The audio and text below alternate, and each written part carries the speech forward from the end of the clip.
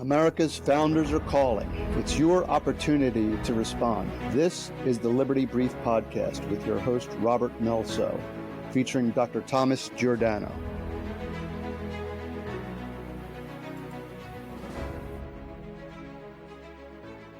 Hello again, and welcome to episode 11 of the Liberty Brief Podcast, Inflation, Modern Monetary Theory, and the Great Reset. I'm your host, Robert Melso, and today we're going to bring together three relatively new concepts and show how they are related and why it's important. If you recall last week's discussion, we discussed inflation, the ballooning of prices for goods due to a decrease in the purchasing value of the currency. Now, it really is as simple as that. There's nothing really complicated about the concept, and any eighth grader can reason that if the value of your money goes down, you're going to need more of it to buy stuff. So even they'll tell you it's too many dollars chasing a limited amount of goods. You know, it always amazes me that such a simple concept can be turned into an unfathomable construct when they come out of the mouth of a professional attempting to confound our thinking. And speaking of confounding subjects, we'll be discussing two new head spinners coming from supposed economic experts: modern monetary theory and the Great Reset. So with that, we're going to welcome you, Dr. Tom, to join in. Hello, Dr. Tom. Hello again, Rob. It looks like we've got some things to talk about this week. Yes, we do, and we'll keep the Italian out of it for the beginning here. I'll practice with you later. Va bene, capito. Okay, well, we do have a lot to talk about, but first I'd like to remind our listeners of something you glanced over in our last discussion. But you made a great point, I thought. You know, you mentioned there were two, count them two, only two societies in Western civilization that went 800 years without inflation. Now, how did they do that? Those two societies you mentioned were the Eastern Holy Roman Empire and the Kingdom of Naples. Now, how did they do that, Dr. Tom? That was relatively easy. By refraining from debasing their currency, either by reducing the weight of their coinage below the face value, or by not using base metals as substitutes for the precious metals upon which those face values were set. You know, you just cannot turn lead into gold, okay? Printing money was not an issue back then, but the same principles, they apply today. Okay, so let's get into America today. Regarding inflation, Dr. Tom, what's changing and why should we be concerned? Well, contrary to those two societies, we've had hundreds of governments with a history of inflation, and they all eventually they ended up belly up. You know, in modern times, they ended up destroying the wealth of millions of their citizens. But there's something else we need to mention. Another cause of inflation is widespread, easy access to credit. Even if the money supply remains untouched, unbacked credit will have the same effects upon the purchasing power of the currency as if you had flooded the market with a debased currency. Now, Murray Rothbard, who was a brilliant economist, wrote his doctoral thesis, I believe it was, on the Panic of 1819. Most people would say, what? The Panic of 1819? Panic was the word that they used to describe a depression or a recession.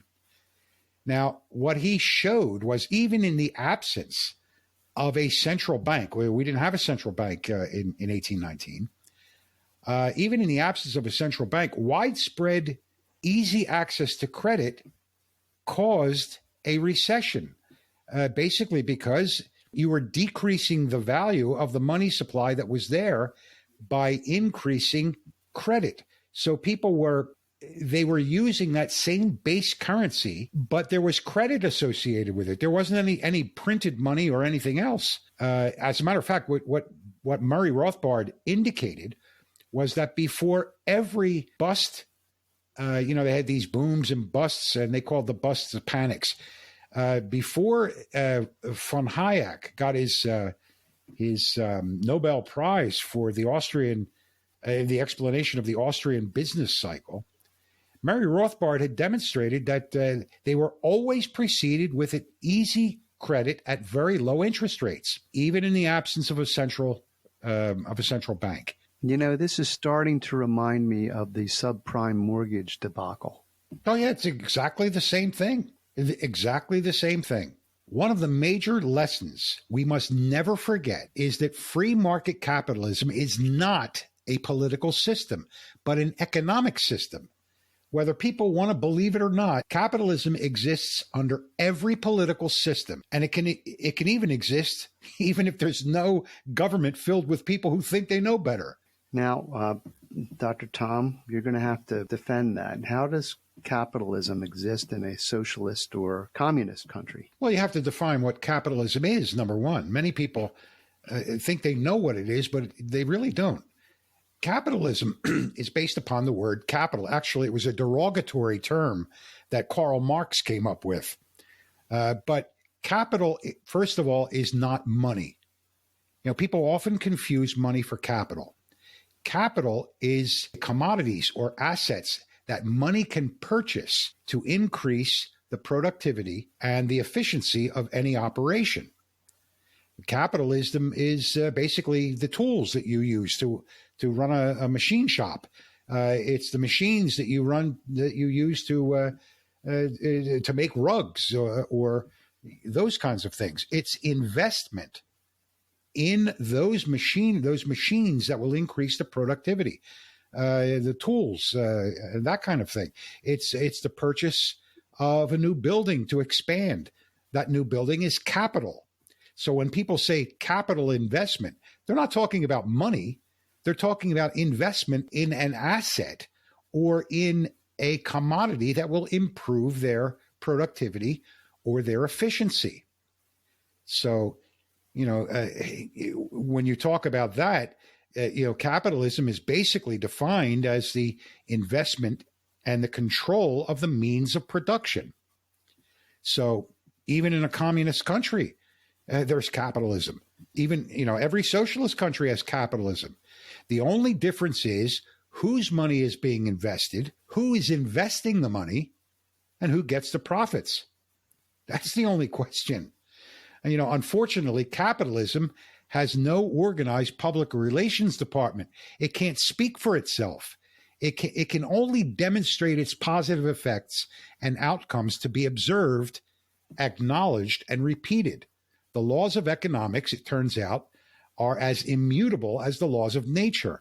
And Adam Smith clearly demonstrated this in his work, The Wealth of Nations. Okay, let's pivot to the enemy of capitalism, one of their most vocal critics, Karl Marx. Now, what did he mean when he spoke about capitalism exploiting the working man, if we know that capitalism has improved the lives of billions of people? Well, Karl Marx did what most leftists still continue to do. He kept the word, changed the definition.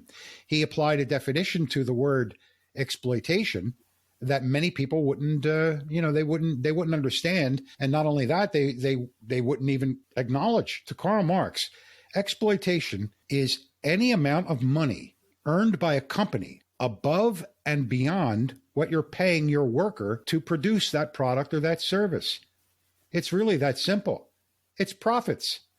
So when Karl Marx says capitalism, increases the exploitation of the working man, what was he saying? All right. Well, let me give you a little example. This is directly from my book. All right. Let's say you're a worker and you're making shoes and you're being paid $2 an hour to make one pair of shoes. All right. Now, the guy who's employing you is providing the tools, he's providing the leather, he's providing the workspace, he's providing the heat, he's providing, he's paying the rent, he's taking all of the risks. And on top of it, you as a worker are being paid in a timely manner, whereas he has to bring that shoe to the market to sell it for, let's say, $5. Okay? So to Karl Marx, the $3 that the owner is making above and beyond what he's paying his laborer to produce that pair of shoes is basically exploitation.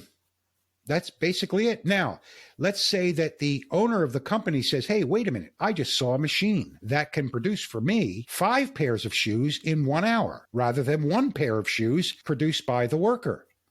Okay. So he's looking at this and he's saying, hey, wait, what I can do here is I could, quintuple my productivity in 1 hour. So what I'll do is I'll buy the machine. That's a capital investment in the machine. And I'll train my worker to, instead of making 1 pair of shoes in an hour, I'll train him to operate the machine and make 5. All right, 5 pairs. Now, he will take those 5 pairs and bring it to the market where he has, let's say a retail value of $5. And instead of making $5 on that worker, he's now making $25 on the worker. And as a consequence, if he retains the worker working at $2 an hour, he's increasing the exploitation from $3 an hour to $23. Okay? But what Marx doesn't say, and he doesn't realize, is that there is a rule of thumb in business. He's just trained that man to operate that machine. So he'll want to keep that man. So the rule of thumb in business is that your worker must produce for you 5 times what you're paying him an hour in order to justify his employment. So the worker's wage has now increased from $2 an hour to $5 an hour. Okay? Now, when the shoes go out into the market and they're increased and other people start doing the same thing, he'll want to retain that worker. He doesn't want the worker to go to a competitor down the street and earn 5. So he'll do everything he can to maintain that worker in his shop. But not only that, if the worker wants to buy the same pair of shoes that he's making at $2 an hour when he was working and making 1 pair of shoes, he'd have to work 2.5 hours to buy a pair of shoes that he's producing. Now, when you increase his pay to $5 an hour, and if the shoe remains at $5 an hour in the market, he only has to work 1 hour to buy that pair of shoes. But something will happen in the marketplace that Karl Marx completely ignores. Once the shoes get into the market, and they begin to saturate the market, the number of shoes in the market will begin to reduce the price of those shoes. So now all of a sudden you get the market saturated with the shoes, and they come down to, let's say, $2.50 for a pair of shoes. Now the worker only has to work a half an hour for a pair of shoes. So the worker's life is improving. Marx is calling this exploitation. And the worker is saying, what are you talking about? My life is getting better. All right. So, you have to view Karl Marx, basically in 2 ways. Karl Marx, the economist, and Karl Marx, let's say, the organizer of society. And he was a buffoon in both of them. All right. And in my book, Unalienable, my father gave me a few examples of how Karl Marx, was a complete idiot as far as economics goes, and on top of it, as far as organizing societies, he was just basically trying to recreate a neo-feudalism, and those views are still out there. I hope I didn't confuse you. No, I hope we've made that clear to our audience. I think we have. But I want to get back to the laws of economics and the cause of inflation. And you and I have agreed that they've been well known since men created currency. We spoke about that the last time. Right. In fact, everyone knows that. Everyone, that is, except politicians and economic experts and Nobel laureates and the Federal Reserve bankers and all the other brain trusts in the World Economic Forum, which we're going to talk about next. Right. Well, you got that right. And they are never, ever held accountable for their bad advice. Never. Okay. Well, let's let our audience know what the World Economic Forum is. Well, the World Economic Forum is an independent international organization seated in Davos, Switzerland. It is committed to, and I quote, this is right from Klaus Schwab, to improving the state of the world by engaging business, political, academic, and other leaders of society to shape global, regional, and industry agendas. All right. And as I said, the executive director of this organization is a guy called Klaus Schwab. All right. Now, Schwab seems to think that capitalism needs the WEF's assistance, irrespective of the natural and immutable laws which govern it. To quote Mr. Schwab, his idea is to achieve a better outcome. The work, that's the work of these people in the WEF, must act jointly and swiftly to revamp all aspects of our societies and economics, from education to social contracts and working conditions. In short, we need a great reset of capitalism. I think personally, and I don't want to offend anybody, but the guy's full of shit. Okay. Excuse the French, but the guy's full of shit. I'm inclined to agree with you. I mean, what could go wrong with giving these folks absolute control over how we spend our money and what companies do to earn their money? Yeah, well. But what exactly do they mean by a reset of capitalism? Nothing. Reset. It's just it's just a buzzword. A reset of capitalism. Yeah. What they're discussing here has nothing to do with capitalism.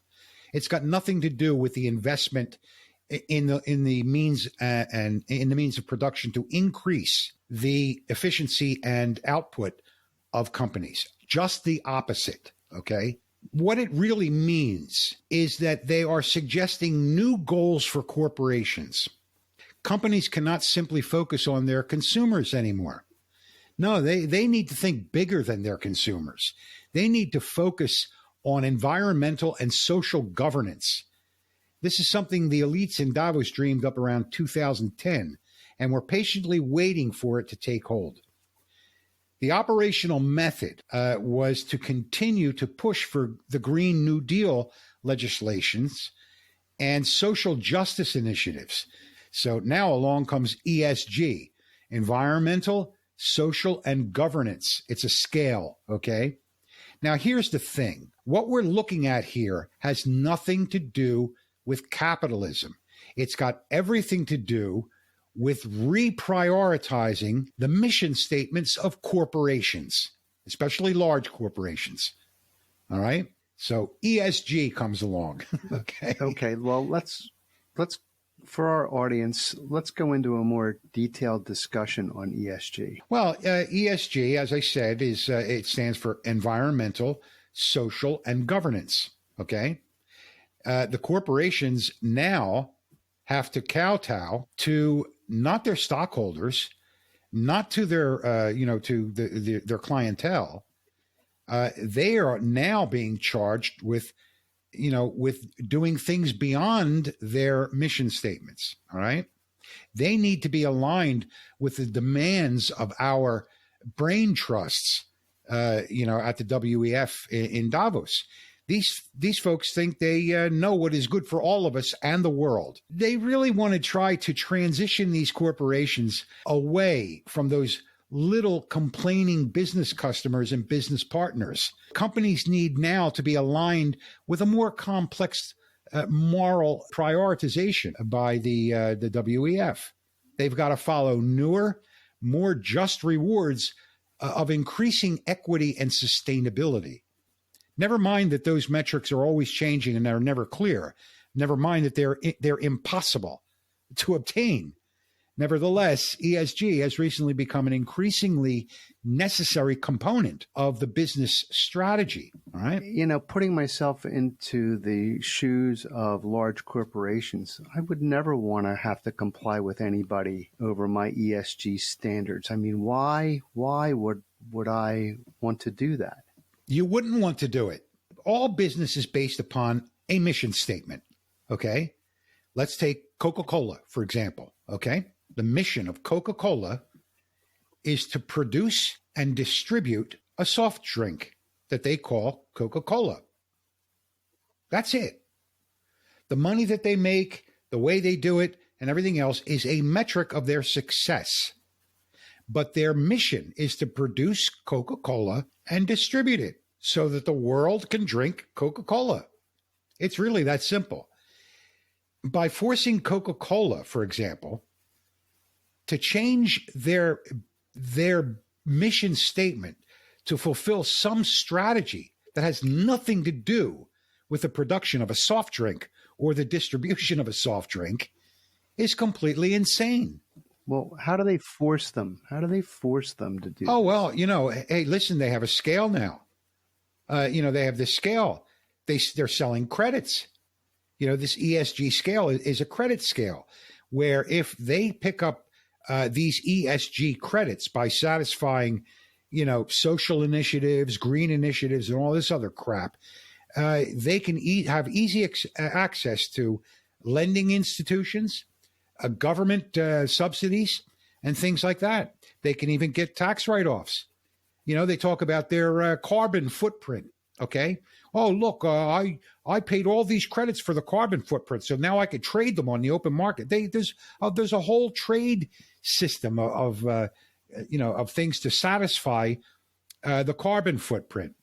It's difficult for Coca-Cola since their drink is carbonated. I mean, if you think about it, you want to get rid of the carbon dioxide, put it in Coca-Cola, drink more Coke.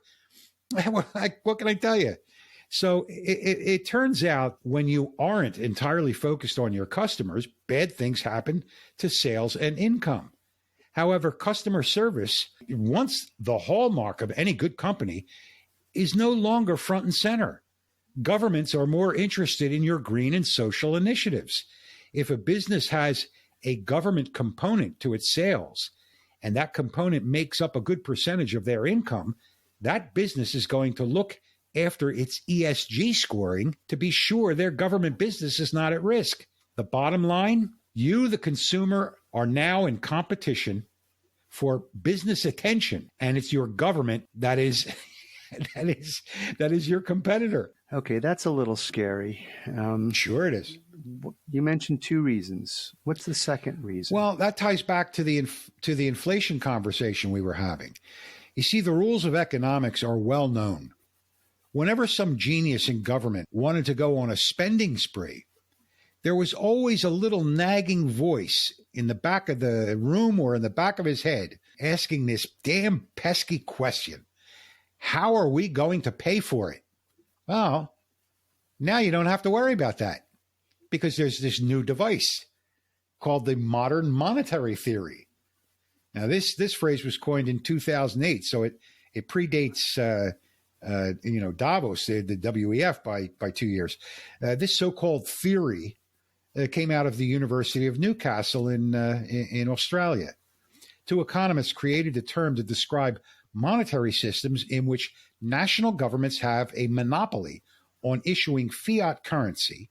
That's currency that is currency because the government declares it to be currency with no backing, and where a floating exchange rate frees monetary policy from the need to protect foreign exchange reserves.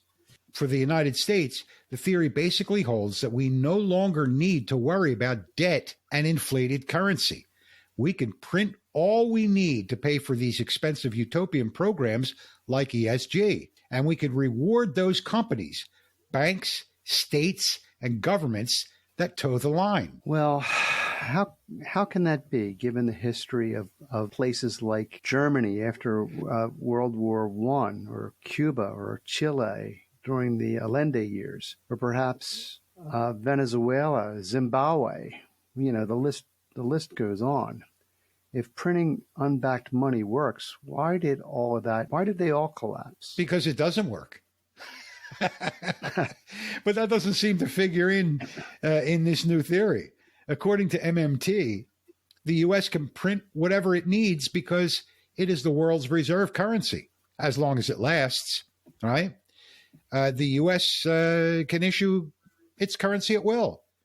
They're basically saying that rather than having the market determine what money is, as per our last podcast, they're claiming that money is anything the government says it is. Under an MMT framework, government spending injects new reserves into the commercial banking system, and taxes withdraw them from the banking system. If on a particular day the government spends more than it taxes, the reserves have been added to the banking system. As an example, there's too much money in the economy, tax it out of circulation. Now the entire U.S. economy can be run by the elites. What could possibly go wrong with this with this idea? All right. It's absolute folly. I can't think of anything that could go wrong. Do you? Okay. Well, you said that Davos, or they, were patiently waiting. Now it seems it's happening pretty quickly. How did all of this come together so quickly? Well, you link Davos, you link the World Economic Forum and their concepts, right? Those folks were stymied by America's refusal to join the new world that they envisioned. Donald Trump stood in their way, which is why they attacked him from all sides, right? But COVID changed all that.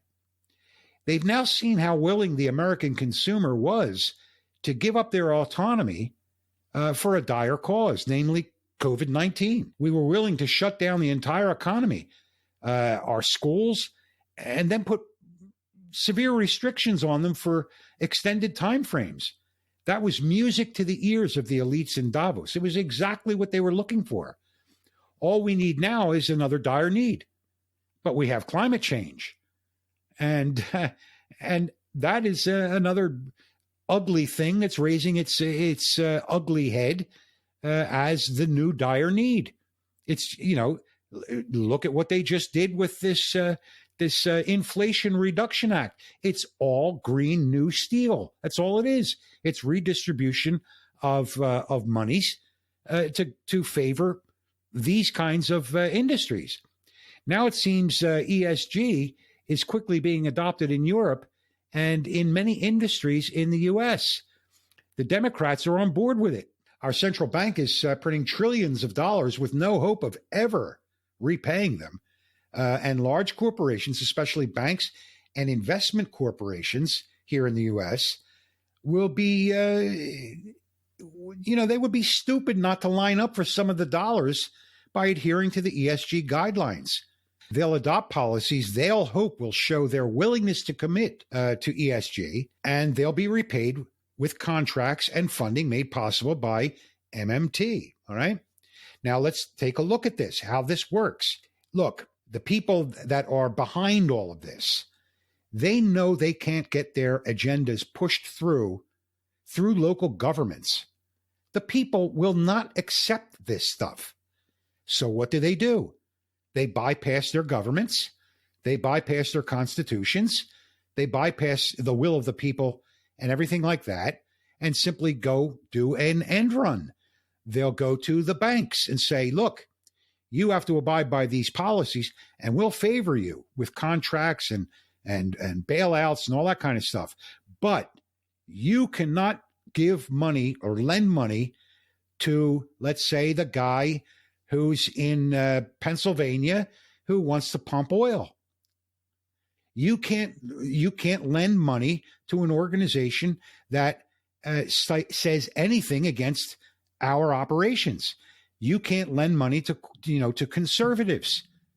You have to be on board with everything that we want. So right off the bat, you sit there and you say, how could a company like X sit there and alienate half of their clientele by rainbow coalition flags and getting on board with all this bullshit that's out in society, all this woke crap? It tells you right away. They're gaining from it. They're benefiting by it. They're trying to reorganize themselves for another flow of income. That income is ethereal doesn't seem to make a difference to these people. I mean, they're even trading in, in carbon credits and things like that. What the frig is a carbon credit? There's nothing. It's nothing. So it's an invention. It's all garbage. All right. So, carbon credits, like we got to worry about climate change. It's just ridiculous. Well, while we're on climate change, I think I want to mention as an aside, I was in Europe 2 weeks ago, and we were in Ireland, driving south along the western coast below Galway. Now, Ireland's gas prices are around €2 per liter. Yeah, it's about the same price here. I have a diesel, so I put diesel in the car this morning, and I believe it was euro 76 per liter. Yeah, now we're talking liter, not gallons. Well, in Ireland, it was you do the math, it's about $7.60 a gallon. Yes, it sounds right. And that's almost twice what it is here in America. Anyway, it'll get there. They're paying a lot for heating oil there, and so is the rest of Europe. Yes, that's true. As we were going down the road, I saw mounds of cordwood about 10 or 15 feet high, packed up like haystacks. Mm. And I'm guessing these are people preparing for winter who possibly maybe they can't afford oil. Now, I always thought trees were good for the environment, for converting carbon dioxide back to oxygen. Yeah, of course. But now, apparently, Ireland is reverting back to the Middle Ages, preparing to heat their homes and destroying trees in the process. Mm-hmm. And I've heard that cordwood in Germany and other European countries is also in very high demand, or perhaps not even available anymore. Mm. Well, so much for green energy. Oh, yeah. Well, the Germans are idiots.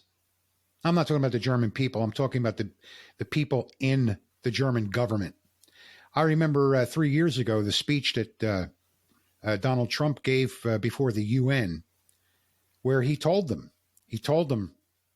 right to their faces, you are making a big mistake by being energy dependent on Russia. You're going to pay for it one day. They laughed at him. They thought it was a big joke. It reminded me of when they laughed at Nigel Farage, at the European in the European Union. It reminded me of when they laughed at Peter Schiff. When he was warning about the 2008 bubble that was going to burst. He said it was going to burst. They laughed at him.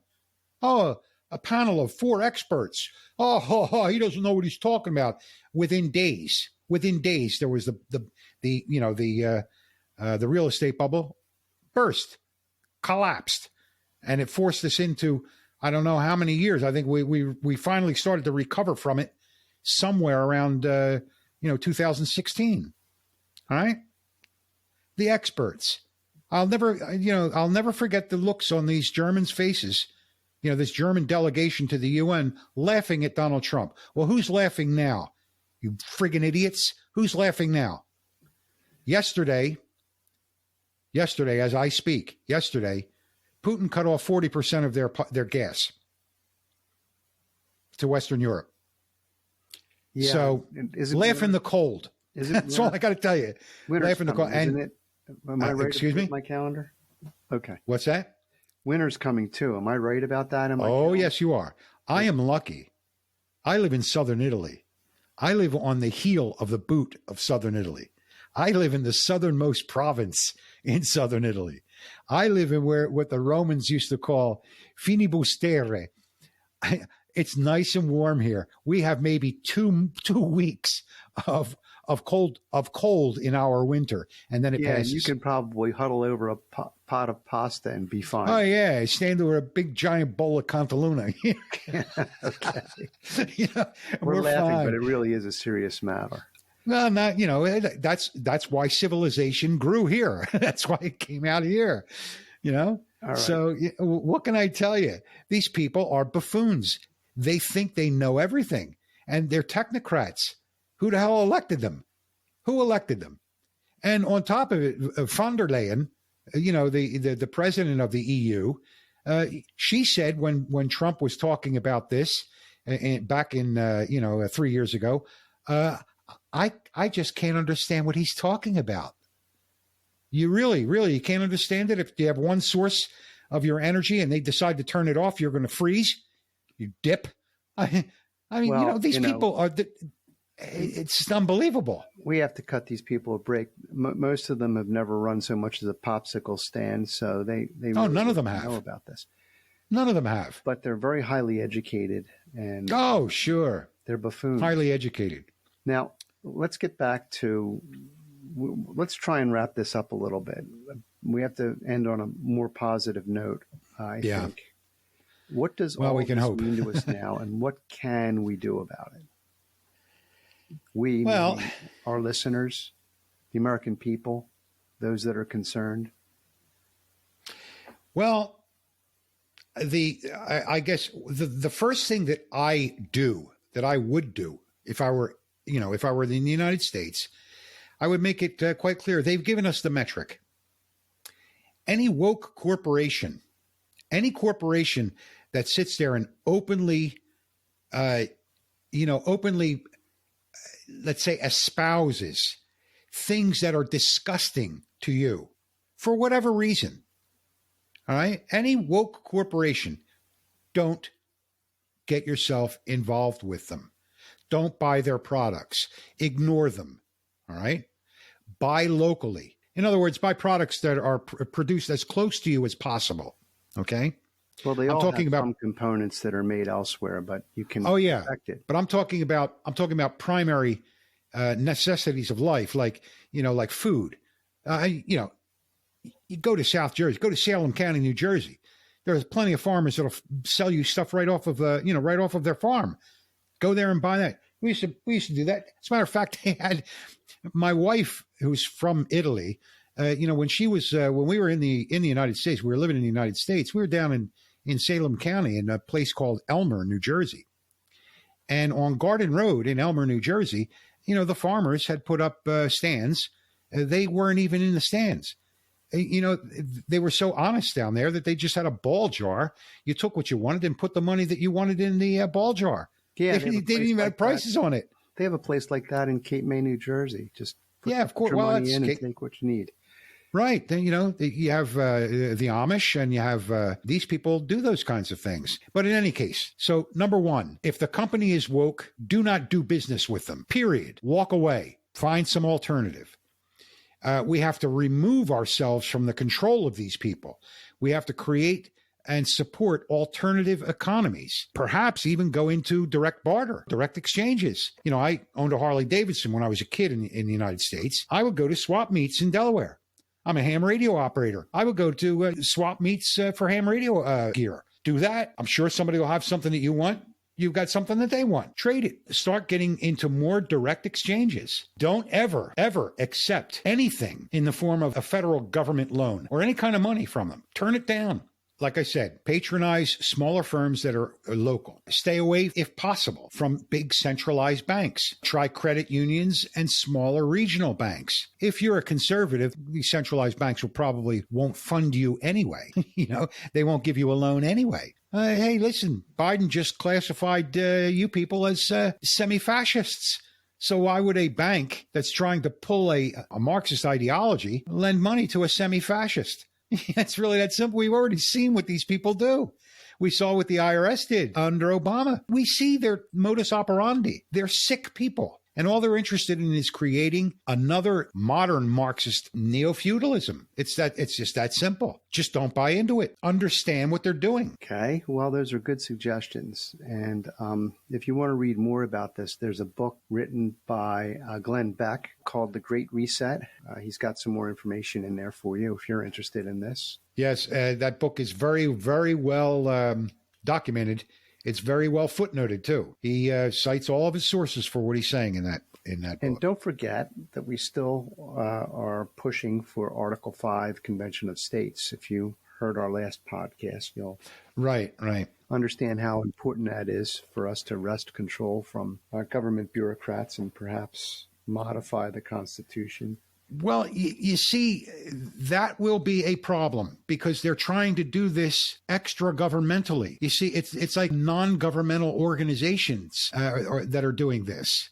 They may be pushing the same agenda as the Marxist Democrats in the United States, but they're doing it in a way that the government and people have no control over. Well, okay. Let me counter that, Dr. Tom. Were it not for the government's ability to print whatever money it needed, the funding for this kind of stuff is going to dry up rather quickly, I would think. No, not really. Not really, because they are pushing, you're forgetting the underlying push for a cashless society. That's what they're pushing for. You won't have the cash or the coin to go out and purchase as a commodity, to purchase things, in the open market. They'll have you all by the testicles. Those who have testicles. I don't want to offend anybody, but I don't know what they'll grab of the females. But they'll have us all by the short hairs. Imagine a cashless society. Imagine what that will do. Imagine credits going across a computer screen. They can turn it on and turn it off at will. You'll starve to death. You are not a member of the party. You cannot work. Well, Tom, we said we were going to end this with good news. So what's the way to counteract that?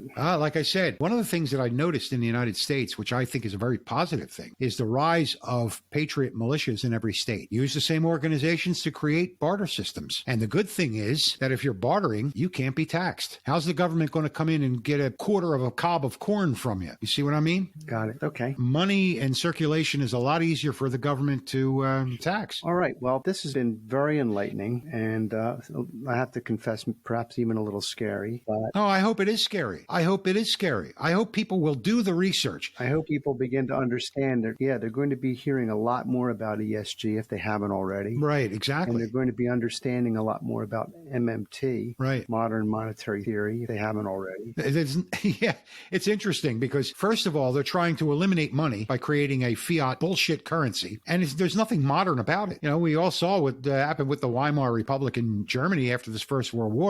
It was an absolute impossibility for them to pay their debts under the conditions of the Treaty of Versailles. So what did they do? They printed up as much money as they could. They went crazy. They printed up so much money, they ran out of paper. All right. Well, that about ends this discussion for today. And the next time we meet, we're going to be talking about the Corn Laws. Yes. Start to explain economic policies in the early 1900s. For, England? Yes, protectionist policies, which are still applied. We still see them, and we still see the deleterious effects. The Corn Laws in England is a very, very interesting subject. So it's a nice history lesson for us that'll go along with our economic discussions that we've had these last two sessions. Right. And with that, Dr. Tom, I want to thank you again, and we will see you next time. All right. Thank you, Rob. I just want to make one thing clear. There is nothing new under the sun. No matter what you call it, it's still the same old crap. Got it. I hope everyone remembers that. Until then, be well.